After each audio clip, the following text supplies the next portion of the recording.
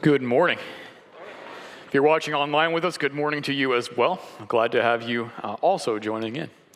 Last week, as we continued our way through our Exodus sermon series, Pastor Josh walked us through some of the plagues by telling the stories of some very frustrated Egyptians. Today, we've reached the 10th plague, the last one, the death of the firstborn in all of Egypt. But it hasn't happened yet.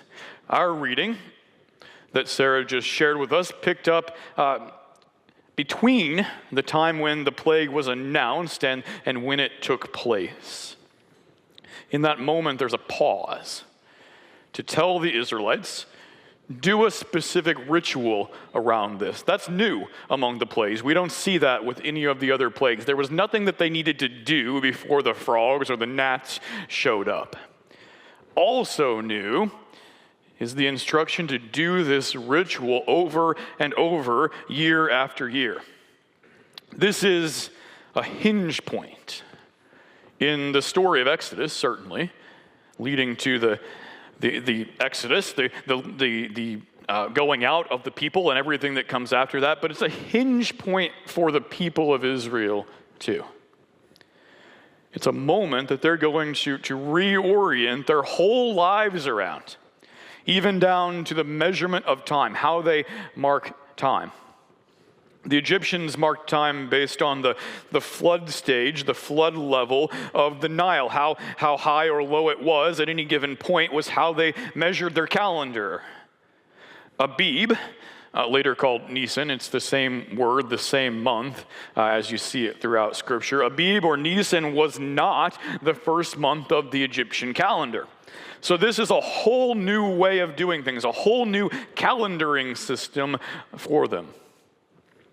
Paired with the Feast of Unleavened Bread, the 7-day feast that eventually came to start right after this Passover night, this ritual becomes the foundation of their time and even of their identity, of who they are, how they relate to God. Every part of it is to remind them who they are through the lens of this 10th plague.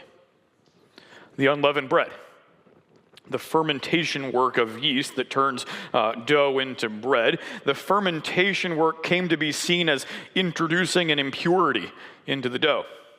So that unleavened bread is connected with sacrificial purity, the purity required of a sacrifice. The haste with which they eat it is to recall the speedy exit after Pharaoh finally relented. The bitter herbs, probably endives or wild lettuce, both natural or native to that area, to remind them of the bitterness of bondage, what it was that they were released from. All of it speaks. Every part of it tells a story. But it provokes also the question that we're exploring today. Is all this blood and violence really necessary? Is that the only way that God can take care of things? We probably need to unpack that question a little bit because many of us in the room or watching online have been lifelong Christians. Not all of us. Some of us are new to this. Some even still exploring all of this. But many of us who've been here a long time or been part of the church for a long time, we've heard this story and stories like it dozens, maybe even hundreds of times, to the point where we don't necessarily think about it in those terms anymore.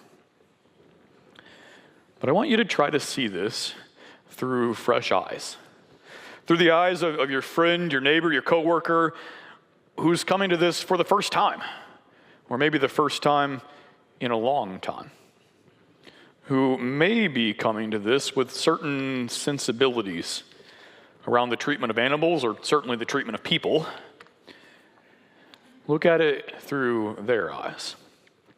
Part of sharing the good news of Jesus, helping other people in our lives get a taste of the joy, the hope, the peace that's available in Him, part of that is being able to see it through someone else's lens. Not because we agree with it. Whether we agree or disagree with their lens isn't the point. The point is that's the way they see it. So if you're like me in the camp of this story is kind of old hat, I've heard it a lot, I want you to try to look at it with a fresh lens and to notice how really gory it is. First, put yourself in that scene. The book of Numbers is a census. Let's talk numbers for a while as we're talking about this whole process playing out. The book of Numbers is a census. That's why it's called Numbers. It tells how many people came out of Egypt. Now, the number of families isn't really directly stated at all in there. All of this Passover stuff, it's all organized by families, right? We saw that in our reading. The number of families isn't necessarily given outright, but we do know there were 625,000 men. So we can get a pretty good idea that we're talking about hundreds of thousands of families. Some of those families, if they were small, would have been combined together for the Passover celebration. Later tradition put that number at 10 people to one lamb. So families smaller than 10 would have been combined together with another family. But still, we're talking about hundreds of thousands of households, several thousand households. Several thousand times, these lambs are being slaughtered and bled. Initially, this was happening in individual homes. There was, at that time, no temple, no central worship place. So the household became the primary focal point of worship and spiritual connection and conversation. And let me just make a brief aside. There's definitely something we could learn from that idea. Renee and Braden are working on some ways that we can mirror that idea in our own households. But that's a sermon for another day. For now, I just want you to think about the magnitude of what was taking place here, what was happening in homes across a wide swath of Egypt. Then consider this. When this feast ritual is revisited in Deuteronomy, the second giving of the laws and regulations just before the people are about to enter the land promised to them, that's what Deuteronomy means. Deutero means second. Nomos is law, the second giving of the law. When this Passover ritual comes up again there, the location of the slaughter is centralized to one place, which means that must truly have been a bloodbath, right? And that's just the ritual that remembers the real thing, the killing of the firstborn in all the land of Egypt. And now that question really starts to come into focus.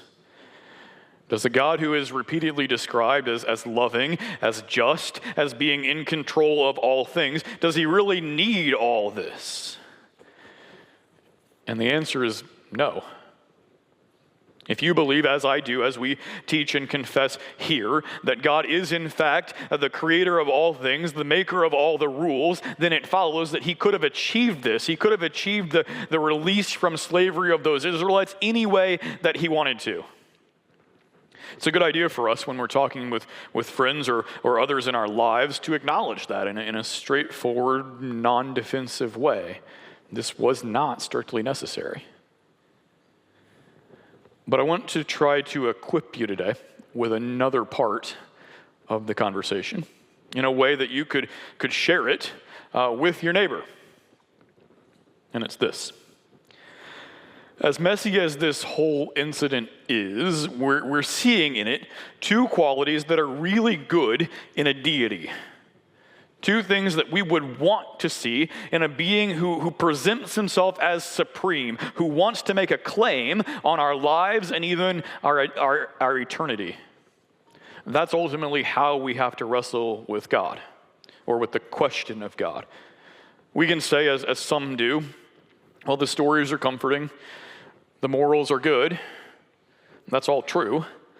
But that's not how God shows up. He's not trying to be only a comforter or only a moral guide. He wants a claim on our lives. And eventually we have to grapple with that. And there are certain things that we would want to see out of anyone or anything that seeks to make that sort of claim upon us. Certain things that would be in that job description. This is not in my notes, but I just want to say if there's something in your life that is trying to make that life claim, that supreme claim over your life, test it against this. Here we go. If it's true that God, as he shows up in the Bible, wants to make a supreme being claim on us, then there are some things that need to be true of him. Probably there are lots of things that need to be true of him. Or again, of anything that seeks to make that level of claim over your life, your time, your emotion, your focus. Maybe the list is a little different for each one of us, what we would want to put there. But this messy 10th plague story shows us two of those things. Two of the things that are really important, really valuable for God, who says he wants to be the supreme being, make a claim over our lives. Consistency and visibility. Let's take both of those in turn. First, consistency. By this point, God had already said that the penalty for going against his ways was death. It's what he said to Adam and later was relayed to Eve as well. On the day that you eat of this tree that I told you not to eat from, you will surely die, which is to say death then will enter the equation. Not that they'll drop dead at that moment, but that at that moment, death enters the picture. That's why Adam and Eve were kicked out of the garden, so that they couldn't eat from the tree that offered extended life. Now, God had promised to send someone to put that rupture in the system to make it right again. But in the meantime, until then, was this system of sacrifices. The system of sacrifices that starts really early in the story. Even Cain and Abel, the first offspring, are already doing it. This system put in place to keep them on track with God's plan, with God's rules, inside of his boundaries until that promised one came. Later on, after this Passover event, God's going to clarify why sacrifice is part of the equation. In Leviticus, we see him say, the life is in the blood. Talking about animals, he says that. Life is equated with blood. And that makes sense to us, right? That's medically defensible. A creature, human or animal, that doesn't have blood circulating isn't alive very long. So if you want to represent life given over, blood is a really good way to go about that. So that gets us back to the slaughter of all these lambs for the Passover meal, and the death of the firstborns that was connected to it, and the question, does God really need that? Must it be that way? And this is where that consistency comes in. Because wrongs had been committed. Of course, that's true on the part of the Egyptians. They'd been enslaving the people of Israel pretty brutally. So that's pretty easy to see. They had committed wrongs. But it was true of the Israelites too. I want you to notice the plan that God announces here, the thing that's coming, this plague. It doesn't say he will strike down all the firstborn Egyptians. It says he will strike down all the firstborns in the land of Egypt. The Israelites were in the land of Egypt too. Their firstborn were at stake too. And it's clear that they knew that, because the instruction that they're given was to paint the blood on the doorpost with hyssop. That wasn't just because hyssop is good for painting. Hyssop is exclusively used throughout the Old Testament. Every reference we see to hyssop is about sacrifice. It's about sprinkling blood, doing things with blood in the context of sacrifice. When we see hyssop, it means sacrifice. So it's pretty clear that they weren't only doing a remembrance. It's pretty clear they knew they weren't only doing a remembrance. They were doing a sacrifice too. They were paying for their wrong too. In other words, this whole plague thing, this killing of their firstborn, it was not just a slap against the Egyptians while the Israelites got off free. They were at liability too. That's why God says the blood on the doorpost will be a sign for them. What's it a sign of? It's a sign that their wrong has been taken care of by another way. By the blood, the life of another. And also, it's going to be a sign for God, too. When he sees it, he says he will pass over the houses. Often as I've thought about this, growing up hearing this story, and sometimes things sort of cement in your mind, whether it's right or wrong, I've often thought of the Passover as simply to mean that he's going by. Sort of like the way an airplane might pass over your house, even though your house has nothing to do with the airplane. The plane would never conceivably land there, right? Your house just happens to be in the path. That's the way I've thought about the Passover, that he just happens to be going by these houses of the Israelites, even though they have no real connection to that. They just happen to be in the pathway. But actually, that's not what's happening here. The most literal translation of that word Passover, the most literal translation is that God would hop over the houses that had the blood. So in other words, he's going door to door. He's visiting all the houses, considering doorposts, and moving on from the ones with the blood. It's not that they were excluded, it's that they were moved on from. All the houses stand in judgment. All the houses and the households get judged equally. Now, God didn't need the blood to know where the Israelites lived. He knew where they lived. It was, he says, a sign to him. Another way of saying that is it was a pledge, a visible pledge that he had made to spare the firstborn in the homes whose wrong had been satisfied by another means. So wrap all this together, and here's what you have. The penalty for wronging God, the loss of life through the spilling of blood, but with a means for that to be satisfied by a substitute.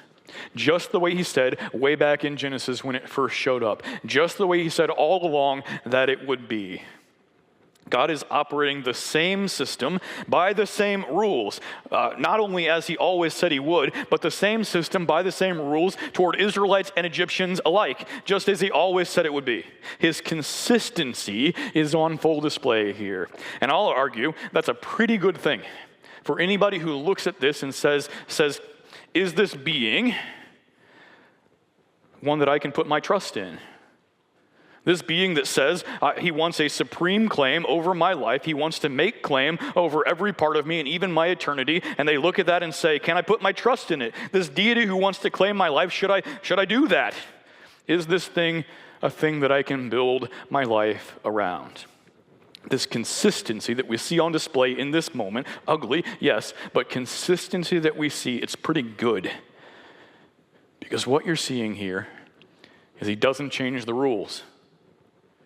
Not for people, even the ones he calls his chosen people, and not for circumstances. He doesn't change the rules. The rules remain the same. Day by day, generation by generation, the rules are the same. What you're seeing here is rock-solid consistency.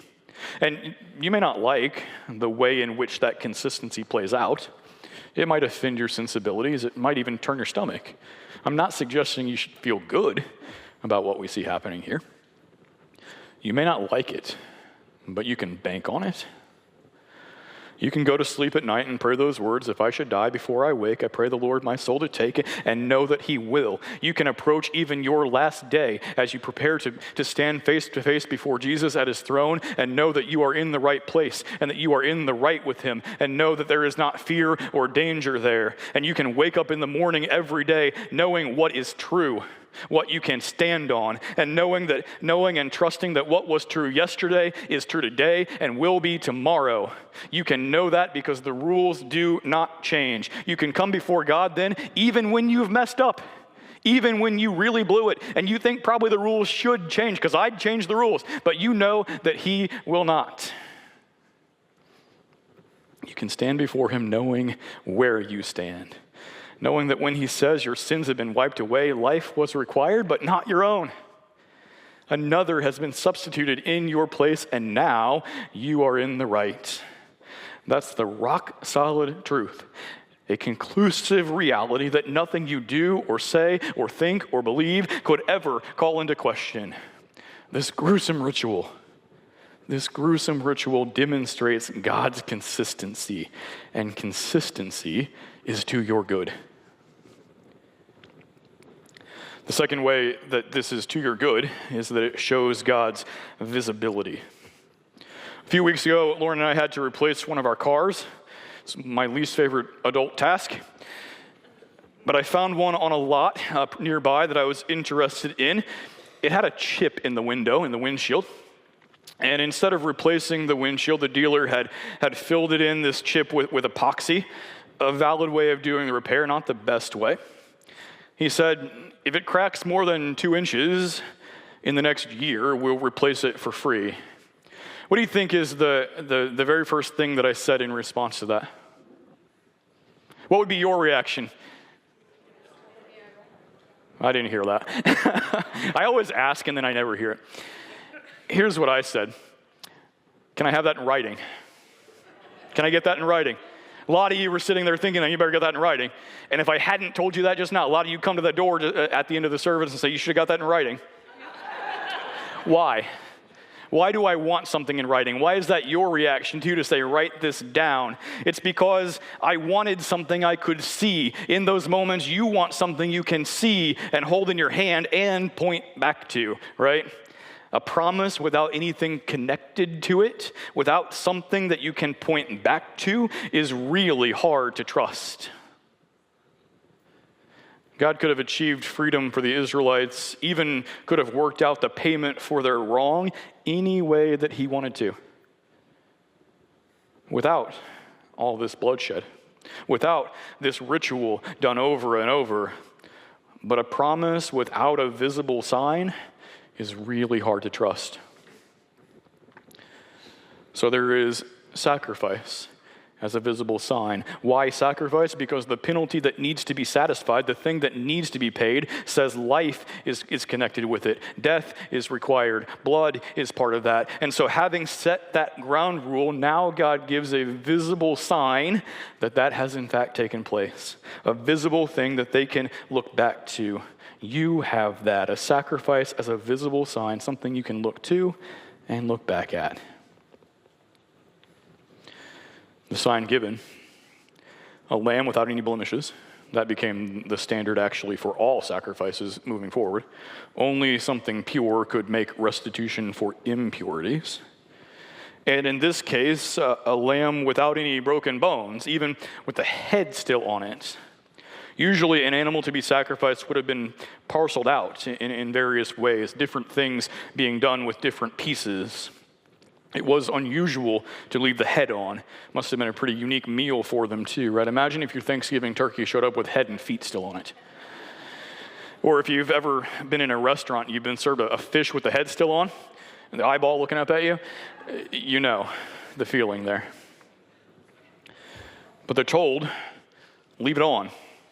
Leave it as is, because it's prefiguring something. It's pointing toward something. And in fact, a Hebrew listener or reader, all these things originally were passed orally by voice, right? A Hebrew listener would have known immediately that this is pointing toward something else. In verse 14, we see the words, we see that this meal of the unblemished, unbroken lamb that they're supposed to eat completely or burn. And by the way, that's a way of saying don't treat it carelessly. Don't pack it up as leftovers or let it rot. Do something with it. This meal that they're supposed to eat, it's going to be a sign. We have the word forever. And when we read forever, we interpret that as interminable, without end, without termination, from here right on up through eternity. That's what we hear when we have this word forever. But the word written there in the Hebrew is olam. And I don't care if you remember that word. Here's what I want you to know about it. A Hebrew listener, hearer, would have understood that word olam not as unending, but simply as an indefinite amount of time. A finite time period, just that we don't know when it ends yet. Do you see the difference there? No? Yes? Okay. Good. The unblemished, unbroken lamb that they would eat every year, it was a visible sign of God's promise to work out their sin problem by a substitute. A visible sign for a season. A visible sign until another sign came along. It was a sign that they could see and point to year after year until another one came along. Until Jesus took bread and said, "This is flesh, my flesh." And he took wine and said, "This is blood, the life source, my life, given in your place." In fact, John's timeline of Jesus' crucifixion, by the way, when I say John's timeline or John's telling, it isn't that there's discrepancy, simply that John counts time different from the other three gospel writers. Three of the gospel writers, Matthew, Mark, Luke, they use a Hebrew way of scheduling time. John uses a Roman system, which is slightly different. In John's gospel, in John's accounting of things, he actually puts Jesus' death in the early evening.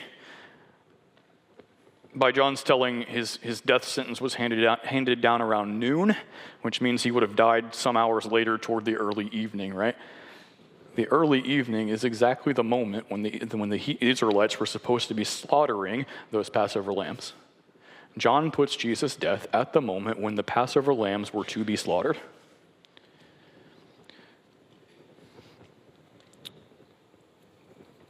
I'm on the wrong page, that's why.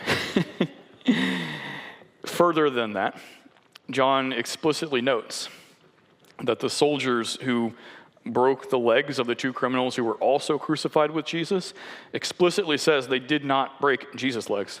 They didn't break any of his bones. He's making an explicit Passover lamb reference. The lamb was a visible sign of the promise until a new Passover lamb came. That's why you don't need a Passover lamb anymore. You have what it was. You already have what that thing was pointing to and representing. You have the same visible promise, not through a lamb, but this time through Jesus on a cross. Is it bloody? Yes. Is it sometimes unsettling? Yes. But it's to your good, this promise you have, because it's a visible assurance for you. A visible assurance that now, whatever happens or whatever may come, you stand on the right side of God with a place in his kingdom and a spot in his family. It's a promise not connected to anything, a promise not connected to anything tangible. It's really hard to believe. And it's really easy to revoke. If I showed up a year from now with my cracked window but no agreement in hand, what's that guy going to say? I don't know you. Never heard of that. Really easy to revoke, right? But a promise connected to something tangible remains. And so yours is connected to Jesus and to his blood shed for you. The visible assurance of the system working for you. The visible assurance that the system that says you're wrong has been righted at the cost of a life, but not your own. God's pledge to you, his binding promise to you, made in a visible way in flesh, specifically so you can know it's not going anywhere. You have something to call upon, something to point to know the promise God made to you, and that it still stands. Every time you come forward here, and you receive this bread and this wine that Jesus says is his body and his blood, that's one of the things you are receiving. The forgiveness of sins, yes, but also the assurance that the promise still stands.